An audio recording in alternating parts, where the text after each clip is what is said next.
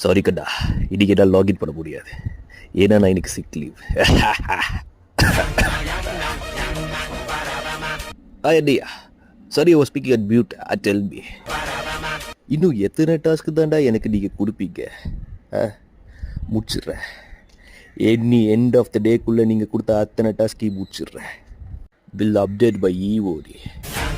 என்ன லேப்டாப்பா?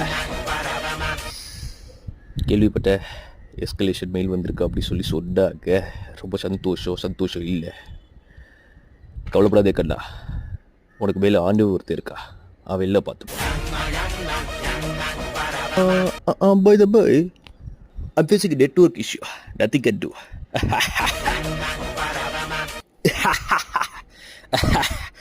ரெண்டு கை ரெண்டு கால் இல்லைனாலும் பொழைச்சு போசார் இந்த காலி. கெட்டு போய்